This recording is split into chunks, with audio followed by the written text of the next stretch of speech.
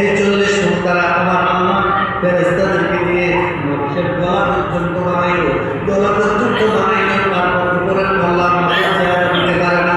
এখন জিজ্ঞাসা আল্লাহ তুমি বলেছো মাটি আনার জন্য, মাটি দিয়ে মূর্তি বানাইলাম, কিন্তু চেহারা বানাইতে পারি না, সুরত বানাইতে পারি না। আল্লাহ আল্লাহ যাও যাও এই মূর্তিটাকে কাবাগরের পাশে নিয়ে তুমি আরো কাপড় দিয়ে নিয়ে আসো। এই মূর্তি আরো কাপড় দিয়ে কাবাগরের পাশে নিয়ে আসো। এখন কাবাগরের সমস্ত কাবাগর ছিল না, ওই মাঝখানের দিকে একটু পাশে আসছে, হঠাৎ করে আমার আল্লাহ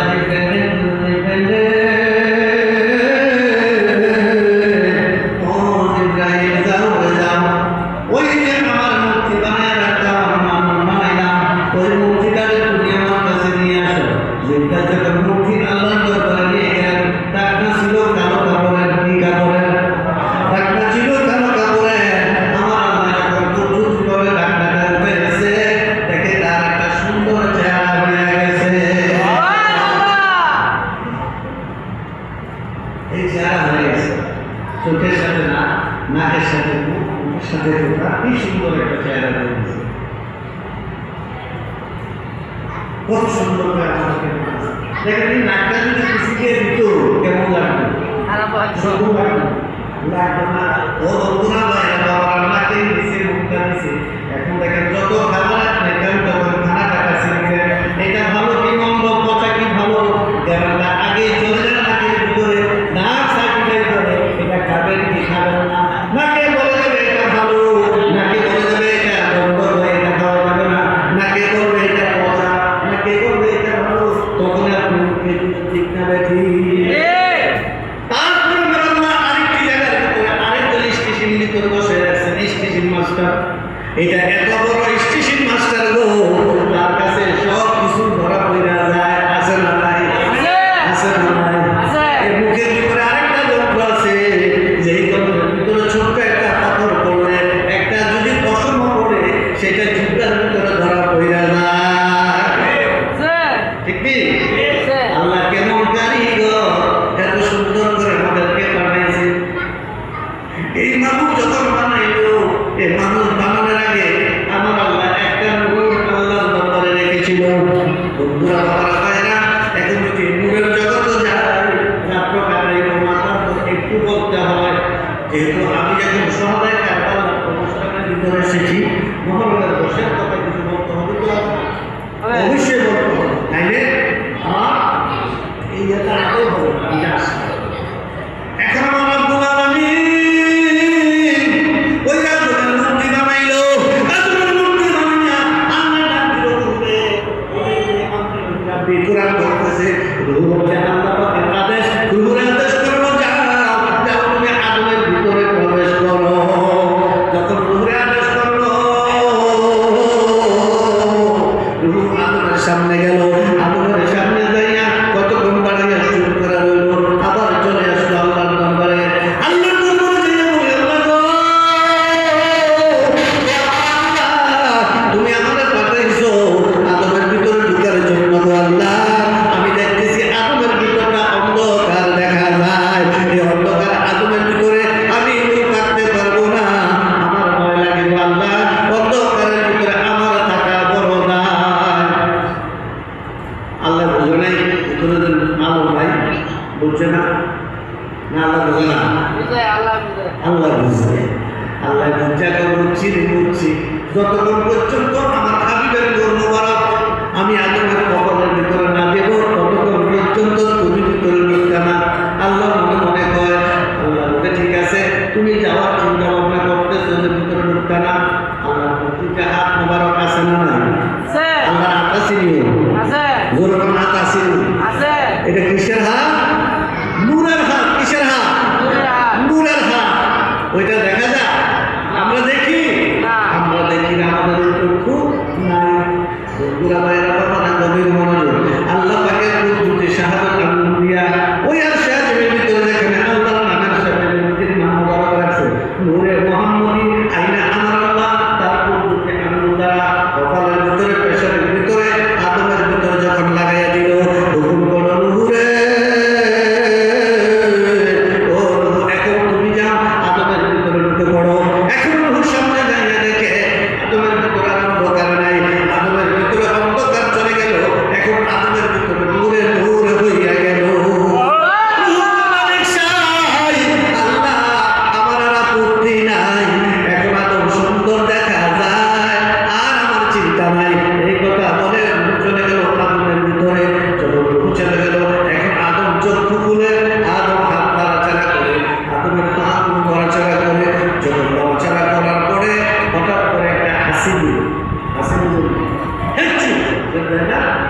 যখন একটা হাসি দিল নাকের থেকে মুখের থেকে পানি বাইরে হলো, তাই না?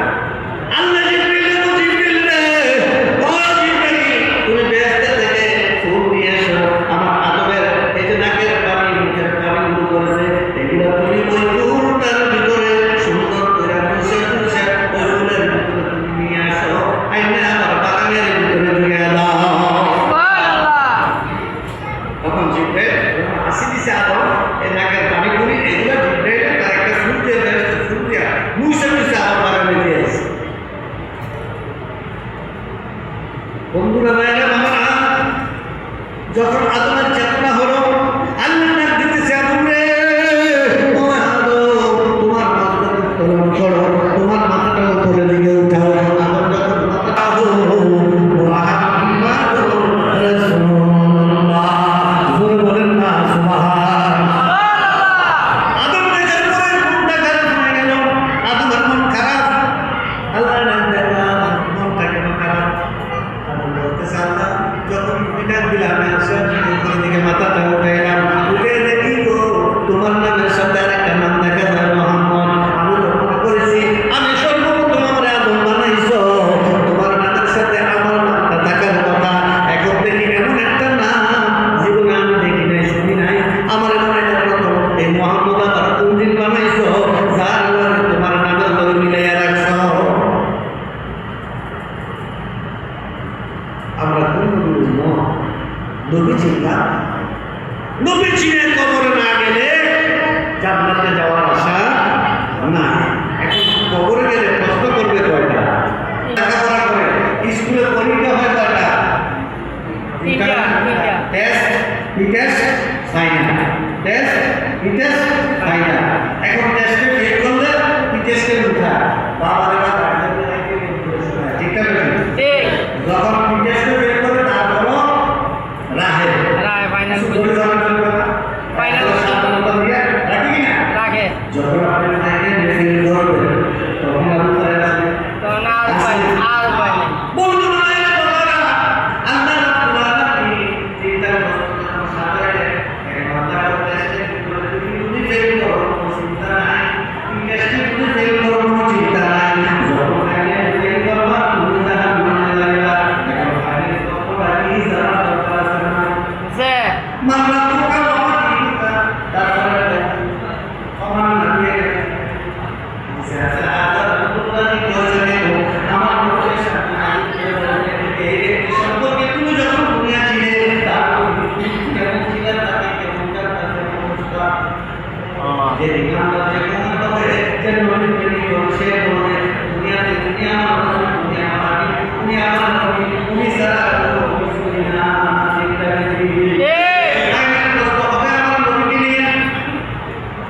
নবীকে হাজির করে দাঁড়ানো হবে। নবীর যদি দুনিয়াটা না ছিনে যখন কবরে গিয়ে হাজির করবো তখন কি নবী ছিলেন? কবর ছিলেন না, ডাক্তার নবীকে চিনতে হবে। আপনার সরকার করবো আমি করবো দুইটার একটা করতে পারি এখন আমি তো ছিলেন না। আমি তোমরা রুজু আছে আমার দেখলে তো ছিলেন নাকি আমার যখন এখন দেখছি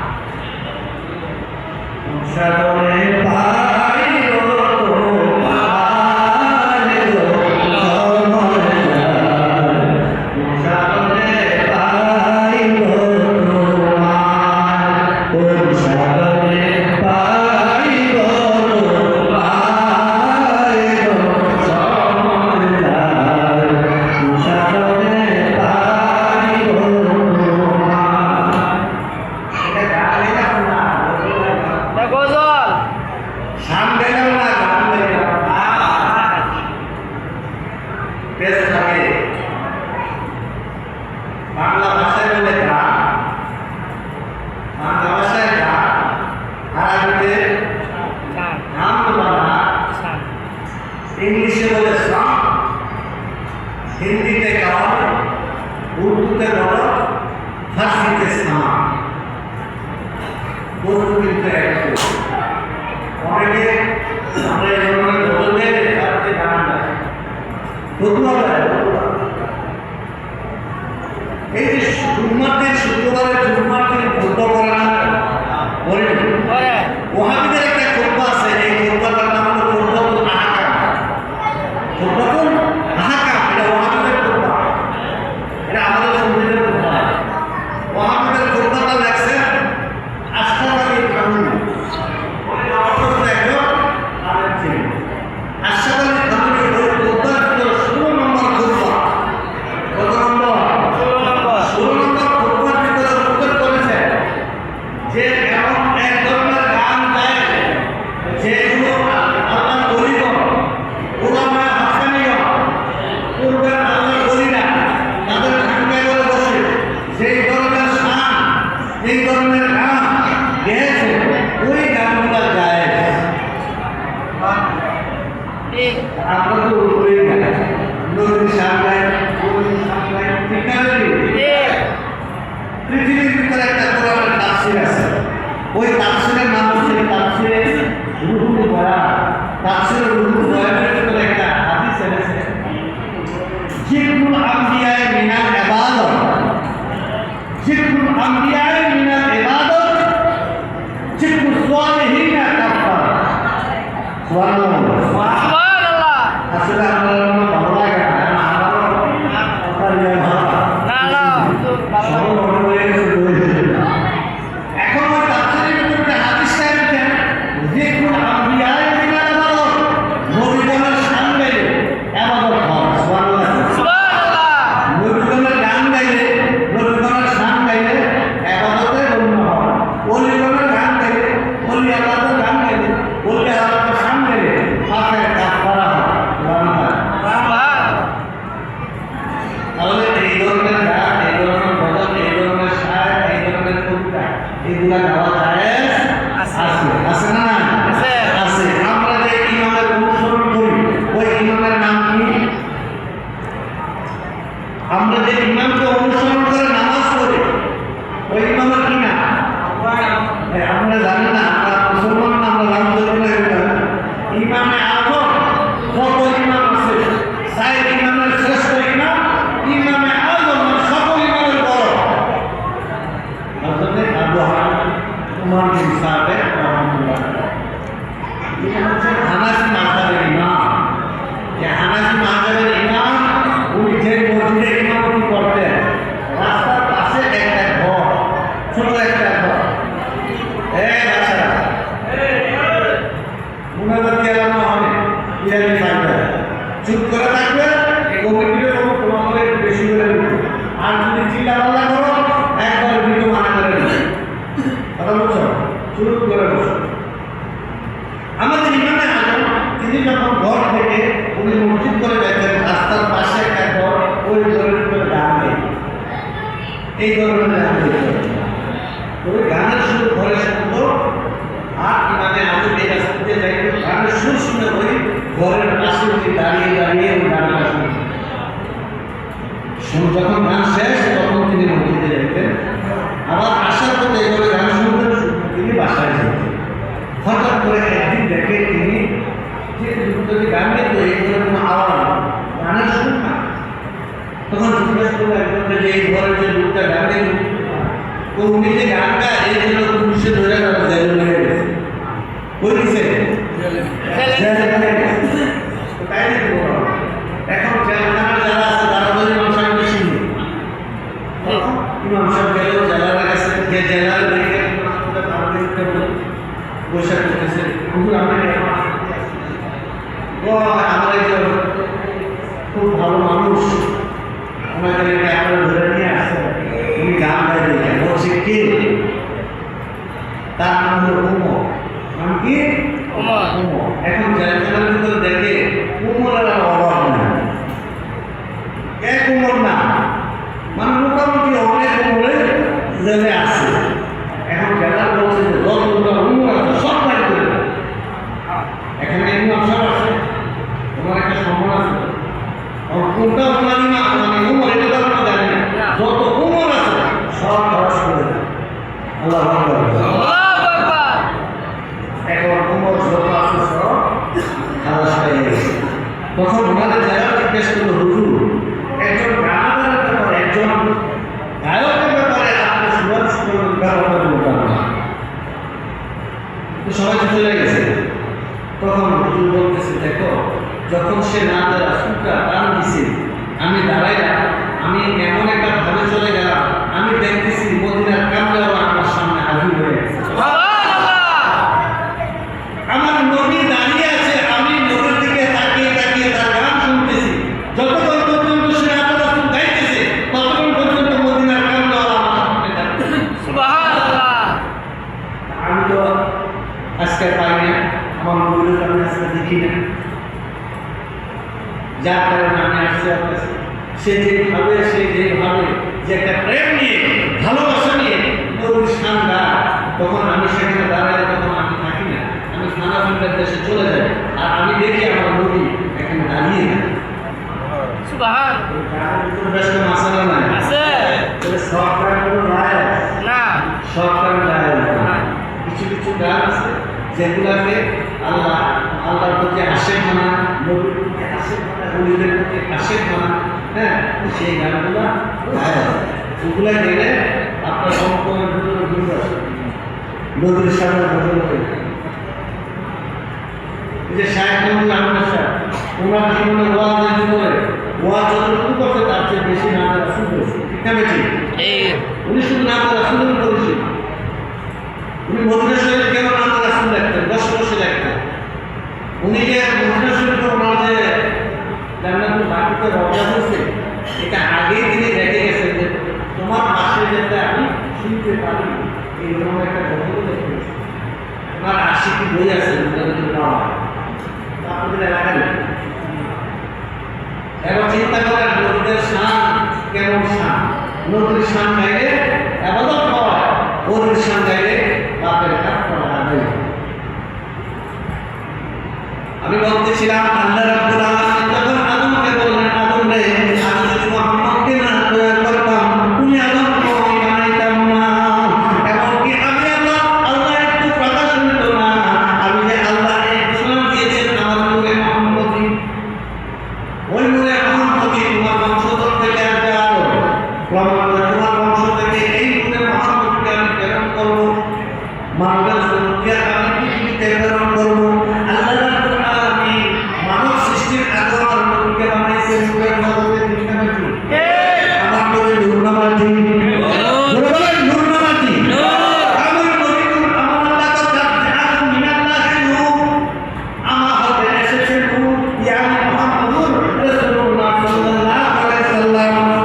আল্লাহর পক্ষ থেকে নূর পাঠাইছে এই দুনিয়ার পক্ষটাকে আলো করার জন্য। যখন আদমকে বললেন, আদম রে, ও আদম, তোমার বংশধর থেকে আমি মুহাম্মদকে পাঠাবো, যার নাম আমি আকাশ বলে আহমদ, আরে জমিনের মধ্যে মুহাম্মদ নাম রাখবো। সুবহানাল্লাহ। আমার নবীর নাম কয়টা? দুইটা কথা, কিন্তু ওনার নাম হলো তিন হাজার। সুবহানাল্লাহ। আল্লাহর কোরআনের মধ্যে আল্লাহর নাম কয়টা? এরা কয়টা? নিরানব্বইটা। হাদিসে পাওয়া যায় আল্লাহর নাম ৫,০০০। আবার হাদিসে পাওয়া যায় আমার নবীর নাম ৫,০০০। সুবহানাল্লাহ। কোরআন শরীফটা কয় পারা? ৩০ পারা। নবীর দুরূদ আছে ৩০ পারা। আল্লাহ আমার আল্লাহ লিখতে যখন ৪টা হরফ লাগে, আমার মুহাম্মদ নাম লিখতে ৪টা হরফ লাগে। সুবহানাল্লাহ। আল্লাহ লিখতে কয় হরফ? ৪ হরফ। মুহাম্মদ লিখতে ৪ হরফ। আহমদ লিখতে ৪ হরফ। না, আল্লাহ আমার বন্ধুটা আমি জানি না, আমার বন্ধুটা আমি আছে। আল্লাহ লিখতে ৪ হরফ, আমার নবী মুহাম্মদ নাম লিখতে ৪ হরফ।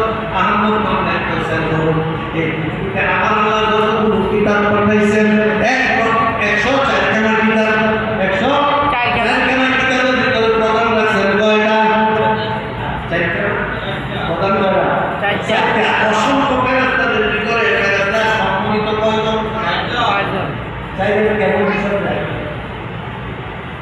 আল্লাহর নাম লিখতে চাই বড়, নবীর নাম লিখতে চাই বড়, আল্লাহ কিতাব পাঠাতে 160টা, প্রসিদ্ধ করতে 60টা, অসংখ্য ফেরেশতা, এর ভিতরে 4জন প্রধান। ঠিক না ঠিক? আসেন আমরা যে মাঝাব মানি, মাঝাব কটা? 4টা। তারপর কবিতা করা? 4টা। এই সাইলেন্ট